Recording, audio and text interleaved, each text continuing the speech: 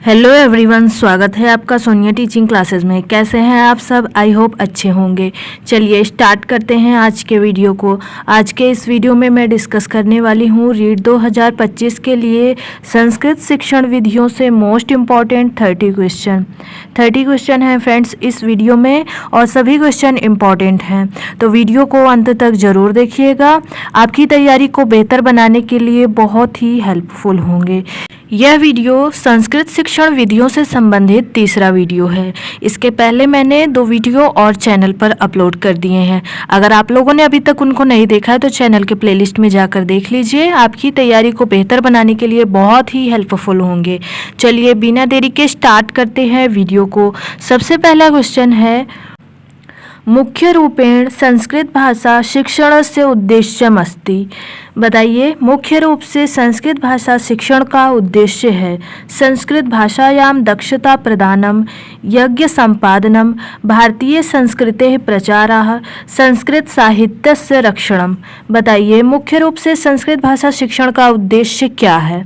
Friends, आप लोग भी आंसर देने की कोशिश करिएगा और आपके 30 में से कितने क्वेश्चन सही होते हैं लास्ट में कमेंट बॉक्स में ज़रूर बताइएगा। तो इस प्रश्न का सही आंसर है ऑप्शन ए। मुख्य रूप से संस्कृत भाषा शिक्षण का उद्देश्य है संस्कृत भाषा में दक्षता प्रदान करना। ऑप्शन ए सही आंसर होगा। अगला देखिए, प्राचीन काले शिक्षणम आसीत्। प्राचीन काल में शिक्षण था लिखित, किंचित मौखिक, सर्वमौखिक या सभी। बताइए, प्राचीन काल में शिक्षण था, कैसा था शिक्षण? लिखित था, कुछ कुछ मौखिक था या सभी मौखिक था या ये सभी विकल्प सही हैं? बताइए। तो इस प्रश्न का सही आंसर है ऑप्शन सी। प्राचीन काल में शिक्षण सभी मौखिक था। ध्यान रखिएगा, ऑप्शन सी सही आंसर होगा। अगला देखिए, प्रस्तावनात्मक प्रश्नेषु अंतिम प्रश्नो भवति। समस्यात्मक प्रश्नाः, अवबोध प्रश्नाः, आवृत्त्यात्मक प्रश्नाः, प्रस्तावनात्मक प्रश्नाः। प्रस्तावनात्मक प्रश्नों में अंतिम प्रश्न होता है, कौन सा होता है? बताइए। प्रस्तावनात्मक प्रश्न में अंतिम प्रश्न होता है समस्यात्मक प्रश्न। ऑप्शन ए सही आंसर होगा। अगला क्वेश्चन देखिए, पाठशाला विधिना केषां या कयोः कौशलानां विकासः भवति। पाठशाला विधि से किस कौशल का विकास होता है? लेखनस्य, पठनस्य, श्रवण भाषणयोः या पठन लेखनयोः। बताइए, पाठशाला विधि से किस कौशल का विकास होता है? पाठशाला विधि से श्रवण भाषण कौशल का विकास होता है। ऑप्शन सी सही आंसर है। श्रवण भाषण कौशल जो है ये मौखिक कौशल है, ध्यान रखिएगा। यह भी पूछा जाता है कि श्रवण भाषण कौशल कौन से कौशल हैं? तो मौखिक कौशल हैं, ध्यान रखिएगा। ऑप्शन सी यहाँ पर सही आंसर होगा। अगला देखिए, शैक्षिक मूल्यांकनाय विद्यालय शिक्षायां सर्वाधिक प्रचलिता विधा अस्ति। शैक्षिक मूल्यांकन के लिए विद्यालय शिक्षा में सर्वाधिक प्रचलित विधि है मौखिक परीक्षा, प्रायोगिक परीक्षा, लिखित परीक्षा या निरीक्षण विधि। बताइए, शैक्षिक मूल्यांकन के लिए विद्यालयी शिक्षा में सर्वाधिक प्रचलित विधि है लिखित परीक्षा। ऑप्शन सी सही आंसर होगा। अगला देखिए, कस्मिन् सिद्धान्ते पूर्वमौखिकः पश्चात् लिखित कार्यस्य शिक्षणं भवेत्। किस सिद्धांत में पहले मौखिक उसके बाद लिखित कार्य का शिक्षण होता है? अनुपात क्रम सिद्धान्ते, सक्रियताया सिद्धान्ते, अभ्यासस्य सिद्धान्ते या रुचि सिद्धान्ते। बताइए, किस सिद्धांत में पहले मौखिक और बाद में लिखित कार्य का शिक्षण होता है? वह सिद्धांत है अनुपात क्रम का सिद्धांत। ऑप्शन ए सही आंसर है। अगला देखिए, ध्वनि विज्ञानाश्रिते कौशले स्तः। ध्वनि विज्ञान पर आश्रित कौशल है श्रवण या लेखन, श्रवण या भाषण, पठन या लेखन, भाषण या पठन। बताइए, ध्वनि विज्ञान पर आश्रित कौशल कौन सा है? ध्वनि विज्ञान पर आश्रित कौशल है श्रवण भाषण। ऑप्शन बी सही आंसर होगा। संस्कृत में भाषा विज्ञान को 2 भागों में बांटा गया है। एक तो है ध्वनि विज्ञान और दूसरा है लिपि विज्ञान। लिपि विज्ञान के अंतर्गत कौन कौन से और कौशल आएंगे जो यहाँ पर नहीं आए हैं? कौन से आएंगे? लेखन आएगा और पठन आएगा। लिपि विज्ञान के अंतर्गत आएगा पठन और लेखन, ध्यान रखिएगा। यहाँ पर ध्वनि विज्ञान पूछा गया है तो कौन सा होगा? श्रवण और भाषण। ऑप्शन बी सही आंसर है। अगला देखिए, निदान परीक्षा क्रियते, निदान परीक्षा की जाती है। सतत परीक्षा कृते, विद्यार्थिना स्तरम ज्ञातुम, अंतिम परीक्षा कृते, रचनात्मक परीक्षा कृते। निदान परीक्षा की जाती है क्यों? निदान परीक्षा की जाती है विद्यार्थियों का स्तर जानने के लिए। ऑप्शन बी सही आंसर है। अगला देखिए, शिक्षा क्षेत्रे उपचार इति शब्दस्य को अर्थः? अधिगमनम, अवबोधनम, सर्वविधि दोषाणां निराकरणम, संप्रेषण। शिक्षा क्षेत्र में उपचार इस शब्द का क्या अर्थ है? उपचार शब्द का अर्थ है शिक्षा के क्षेत्र में सभी विधि से दोषों का निराकरण करना। ऑप्शन सी सही आंसर है। शिक्षा के क्षेत्र में उपचार शब्द का अर्थ है जो शिक्षा में कमियां हैं उनका उपचार करना, यानी उनमें जो दोष है उनका निराकरण करना। ऑप्शन सी सही आंसर होगा। अगला देखिए, पाठ्यपुस्तकस्य विशेषता न सन्ति, पाठ्यपुस्तक की विशेषता नहीं है। पाठ्यवस्तु सरलात् कठिनं प्रतिभवति, विषय विविधता, भाषा शुद्धता, स्तरानुकूलता, चित्राणाम् अप्रयोगः, अभ्यासस्य प्रश्नाभावः, मौलिकता, नवीनता, शिक्षण निर्देश समावेशः। पाठ्यपुस्तक की विशेषता नहीं है। कौन सी नहीं है? तो ऑप्शन सी, चित्राणाम अप्रयोग यानी चित्रों का अप्रयोग और अभ्यास प्रश्न का अभाव, ये पाठ्यपुस्तक की विशेषता नहीं है। ऑप्शन सी सही आंसर होगा। अगला देखिए, त्रिभाषा सूत्रानुसारम प्रथम भाषा भवेत्। त्रिभाषा सूत्र के अनुसार पहली भाषा होती है आंग्ल भाषा, आधुनिक भारतीय भाषा, मातृभाषा अथवा प्रांतीय भाषा या हिंदी भाषा। बताइए, त्रिभाषा सूत्र के अनुसार प्रथम भाषा होती है मातृभाषा। ऑप्शन सी सही आंसर है। ध्यान रखिएगा, त्रिभाषा सूत्र दिया कब गया था? 1968 में दिया गया था। ध्यान रखिएगा, त्रिभाषा सूत्र 1968 में दिया गया था। ऑप्शन सी सही आंसर है। अगला देखिए, मौखिक कार्यक्रम अधिकाधिक कस्मिन् सिद्धांते स्यात्। अधिक से अधिक किस सिद्धांत में मौखिक कार्यक्रम होता है? बताइए, रुचि सिद्धांत में, अभ्यास के सिद्धांत में, भावाभिव्यक्ति में या बहुमुखी सिद्धांत में? अधिक से अधिक किस सिद्धांत में मौखिक कार्यक्रम होता है? तो किस सिद्धांत में होता है? अभ्यास के सिद्धांत में। ऑप्शन बी सही आंसर है। अगला देखिए, चतुराणां कौशलानां स्वाभाविकः प्रयोगः स्यात् इति कथनं वर्तते। चारों कौशलों का स्वाभाविक प्रयोग होता है, यह कथन है प्रकृतिवादी सिद्धांत का, रुचि सिद्धांत का, अभ्यास के सिद्धांत का या चयन विभाजन के सिद्धांत का? बताइए, चारों कौशलों का स्वाभाविक प्रयोग होता है, यह कथन है प्रकृतिवादी सिद्धांत का। ऑप्शन ए सही आंसर है। अगला देखिए, छात्रेषु व्यवहारगत परिवर्तनस्य उपलब्धे परीक्षणं भवति। मूल्यांकनेन, शिक्षणेन, गीतेन या अभिनयेन।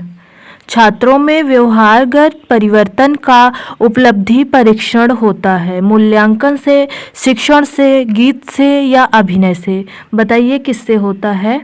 तो छात्रों में व्यवहारगत परिवर्तन का उपलब्धि परीक्षण होता है मूल्यांकन से। ऑप्शन ए सही आंसर है। अगला देखिए, अनुवाद शिक्षणस्य किं प्रयोजनम। अनुवाद शिक्षण का क्या प्रयोजन है? मूल भाषा अनुदित भाषयोः ज्ञानं भवति। छात्राणां व्याकरण ज्ञानं पुष्ट भवति, शब्दकोशस्य वृद्धि भवति या सर्वमपि। बताइए अनुवाद शिक्षण का क्या प्रयोजन है। तो अनुवाद शिक्षण के ये सभी प्रयोजन है। तो ऑप्शन डी सही आंसर है। मूल भाषा के साथ साथ अनुवादित भाषा का भी ज्ञान होता है अनुवाद शिक्षण से। छात्रों में व्याकरण ज्ञान पुष्ट होता है, शब्दकोश में वृद्धि होती है, यानी ये सभी कुछ होते हैं अनुवाद शिक्षण से। ऑप्शन डी सही आंसर है। अगला देखिए, मूल्यांकनम कीदृशी प्रक्रिया अस्ति। मूल्यांकन कैसी प्रक्रिया है। सतत, स्थिता, अवरुद्धा, प्रतिबद्धा। बताइए मूल्यांकन कैसी प्रक्रिया है। तो मूल्यांकन सतत प्रक्रिया है, यानी मूल्यांकन लगातार चलती है। ऑप्शन ए सही आंसर है। अगला देखिए, अनेन विधिना छात्राणाम उच्चारणम शुद्धम भवति। इस विधि के द्वारा छात्रों का उच्चारण शुद्ध होता है। मौखिक विधि, प्रश्नोत्तर विधि, पारायण विधि या कथा कथन विधि। बताइए किस विधि के द्वारा छात्रों का उच्चारण शुद्ध होता है। तो किस विधि के द्वारा छात्रों का उच्चारण शुद्ध होता है। मौखिक विधि के द्वारा। ऑप्शन ए सही आंसर है। अगला देखिए, मौखिक परीक्षाया भेदा नास्ति। शास्त्रार्थः, शलाका परीक्षा, संवादः या वाक् चातुर्यम। मौखिक परीक्षा का भेद नहीं है। शास्त्रार्थ, शलाका परीक्षा, संवाद या वाक् चातुर्यम। बताइए मौखिक परीक्षा का भेद कौन सा नहीं है। तो वाक् चातुर्यम मौखिक परीक्षा का भेद नहीं है। ऑप्शन डी सही आंसर है। यह अभिव्यक्ति है। अभिव्यक्ति में वाक् चातुर्यता होती है, ध्यान रखिएगा। ऑप्शन डी यहाँ पर सही होगा। अगला देखिए, कक्षा अभिनय विधौ इयं प्रक्रिया भवति। अध्यापकेन कथापात्र भाषादीनां व्याख्या क्रियते। नाट्यशालायां नाटकस्य प्रस्तुतिः क्रियते। छात्राः नाटकपात्राणाम् अभिनयं कुर्वन्ति न कोऽपि। कक्षा अभिनय विधि की यह प्रक्रिया होती है। बताइए कौन सी होती है। तो छात्र जो है वह नाटक पात्रों का अभिनय करते हैं। यह है कक्षा अभिनय विधि की प्रक्रिया। ऑप्शन सी सही आंसर है। अगला क्वेश्चन देखिए, समुचितम नास्ति। समुचित नहीं है। मूल्यांकने मापनम निरीक्षणम च स्तः। मूल्यांकनस्य क्षेत्रम व्यापकं भवति। मूल्यांकनं सतत प्रक्रिया अस्ति। मूल्यांकनेन परिष्कारः नैव भवति। तो बताइए इनमें से कौन सा समुचित नहीं है। तो कौन सा नहीं है। मूल्यांकनेन परिष्कारः नैव भवति, यह सही नहीं है। क्या मूल्यांकन के द्वारा परिष्कार यानी शुद्धता नहीं होती है। होती है। मूल्यांकन के द्वारा कमियों का सुधार किया जाता है ना। ऑप्शन डी सही आंसर है। यह समुचित नहीं है। अगला क्वेश्चन देखिए, कस्मिन् विकल्पे भाषा शिक्षणाय मूल्यांकनस्य अवसर प्राप्तं भवति। किस विकल्प में भाषा शिक्षण के लिए मूल्यांकन का अवसर प्राप्त होता है। प्रार्थना सभायाम, सांस्कृतिक समारोहे, बाल सभायाम या एते सर्वेषु। किस विकल्प में भाषा शिक्षण के लिए मूल्यांकन का अवसर प्राप्त होता है। तो इन सभी में, यानी ऑप्शन डी सही आंसर होगा। प्रार्थना सभा में भी भाषा शिक्षण का मूल्यांकन होगा, सांस्कृतिक समारोह में भी भाषा शिक्षण का मूल्यांकन होगा और बाल सभा में भी भाषा शिक्षण का मूल्यांकन का अवसर प्राप्त होगा। ऑप्शन डी सही आंसर होगा इस प्रश्न का। अगला देखिए, प्रत्येक भाषाया लिपि वर्तते। अंशतः असत्यम, असत्यम, सत्यम, अंशतः सत्यम। प्रत्येक भाषा की लिपि है। यह कथन अंशतः असत्य है, असत्य है, सत्य है या अंशतः सत्य है। बताइए प्रत्येक भाषा की लिपि है, यह कथन पूर्णतः सत्य है। ऑप्शन सी सही आंसर होगा। जैसे संस्कृत भाषा की लिपि है ना, कौन सी लिपि है। देवनागरी। देवनागरी वर्तमान में है। प्राचीन संस्कृत की लिपि थी ब्राह्मी। कौन सी थी? ब्राह्मी थी, ध्यान रखिएगा। प्राचीन संस्कृत में ब्राह्मी लिपि का प्रयोग होता था। जो वर्तमान में है यानी नवीन जो संस्कृत है उसमें देवनागरी लिपि का प्रयोग होता है। यहाँ पर पूछा गया है प्रत्येक भाषा की लिपि है, यह कथन सत्य है। ऑप्शन सी सही आंसर है। अगला देखिए, भाषा विकासे अधोलिखितेषु कस्य महत्वं सर्वाधिकम। भाषा विकास में अधोलिखित में से किसका महत्व सर्वाधिक है? पठन पाठन सहायक सामग्रीणाम अधिकाधिक प्रयोगः, मूल्यांकन कृते विविध साधनानां कौशलानां च प्रयोगः, पाठगतानाम् अभ्यास कार्याणां समाप्तिः, शिक्षार्थिभ्यः परस्परं भाव आदान प्रदानस्य अधिकाधिक अवसर प्रदानम। बताइए, भाषा विकास में अधोलिखित में से किसका महत्व सर्वाधिक है? तो किसका है? ऑप्शन डी का, शिक्षार्थियों के लिए परस्पर भाव के आदान प्रदान के अधिक से अधिक अवसर देना। यह कथन जो है भाषा विकास में सर्वाधिक महत्वपूर्ण है। ऑप्शन डी सही आंसर है। अगला देखिए, एषु आदिम कार्यम वर्तते। इनमें से आदिम यानी पहला कार्य है। उद्देश्यानां निर्धारणम, शिक्षण प्रक्रिया, मूल्यांकनम या परीक्षणम। बताइए, इनमें से पहला कार्य है। कौन सा है पहला कार्य? उद्देश्यों का निर्धारण करना। ऑप्शन ए सही आंसर है। अगला देखिए, प्रत्यक्ष विधे अपर नाम वर्तते। सुगम पद्धति, निर्बाध पद्धति, मात्र विधि या सर्वे विकल्पः। प्रत्यक्ष विधि का अपर यानी दूसरा नाम है, तो ये सभी प्रत्यक्ष विधि के अलग अलग नाम हैं। तो ऑप्शन डी सही आंसर होगा, सर्वे विकल्प सही है, ध्यान रखिएगा। अगला क्वेश्चन देखिए, भाषा शिक्षण सिद्धांतों अनुकूला विधि वर्तते। प्रत्यक्ष विधि, भंडारकर विधि, पाठशाला विधि या पाठ्य पुस्तक विधि। बताइए, इस प्रश्न का सही आंसर क्या होगा? भाषा शिक्षण सिद्धांत के अनुकूल विधि है, तो कौन सी विधि है? प्रत्यक्ष विधि। ऑप्शन ए सही आंसर है। भंडारकर विधि जो है यह अनुवाद विधि है, यानी यह अनुवाद शिक्षण की विधि है, ध्यान रखिएगा। यह अनुवाद विधि है भंडारकर विधि। पाठशाला विधि और पाठ्य पुस्तक विधि ये संस्कृत शिक्षण की प्राचीन विधि है, ध्यान रखिएगा। आपसे क्वेश्चन पूछा जाता है कि संस्कृत शिक्षण की प्राचीन विधि कौन सी है, तो पाठ्य पुस्तक विधि है और पाठशाला विधि है। यहाँ पर क्या पूछा गया है? भाषा शिक्षण सिद्धांत के अनुकूल विधि है, तो प्रत्यक्ष विधि। ऑप्शन ए सही आंसर होगा। अगला देखिए, पूर्णादंशम प्रति इति सूत्रस्य अनुकरणम करोति अयम विधि। पूर्ण से अंश की ओर इस सूत्र का अनुकरण करती है। कौन सी विधि? विश्लेषणात्मक विधि, मूल्यांकन विधि, हर्बर्टीय पंचपदी या पाठशाला विधि। बताइए, पूर्ण से अंश की ओर सूत्र का अनुकरण कौन सी विधि करती है? तो विश्लेषणात्मक विधि करती है। ऑप्शन ए सही आंसर है। अगला देखिए, भाषायां कर्णजिह्वयोः प्रमुख योगदानं वर्तते इति परामर्श वर्तते। भाषा में कर्ण जिह्वा यानी कान और जीभ का प्रमुख योगदान है, यह परामर्श है। सक्रियताया सिद्धान्ते, स्वाभाविकताया सिद्धान्ते, मौखिक प्रवचनस्य सिद्धान्ते या अनुपातक्रमयो सिद्धान्ते। बताइए, भाषा में कर्ण जिह्वा का प्रमुख योगदान है, यह परामर्श है मौखिक प्रवचन के सिद्धांत में। ऑप्शन सी सही आंसर है, ध्यान रखिएगा। अगला क्वेश्चन देखिए, शिक्षणस्य उद्देश्यानि अपेक्षित व्यवहार परिवर्तनानि सन्ति। शिक्षण के उद्देश्य का अपेक्षित व्यवहार परिवर्तन है। संज्ञानात्मक क्षेत्र, भावात्मक क्षेत्र, क्रियात्मक क्षेत्र या उपर्युक्त क्षेत्र त्रय, यानी जो यहाँ पर दिए गए हैं तीनों क्षेत्र। शिक्षण का उद्देश्य का अपेक्षित व्यवहार परिवर्तन है, तो उपर्युक्त तीनों। ऑप्शन डी सही आंसर है। शिक्षण के उद्देश्य का अपेक्षित व्यवहार परिवर्तन है। संज्ञानात्मक क्षेत्र, भावात्मक क्षेत्र, क्रियात्मक क्षेत्र तीनों हैं, तो ध्यान रखिएगा।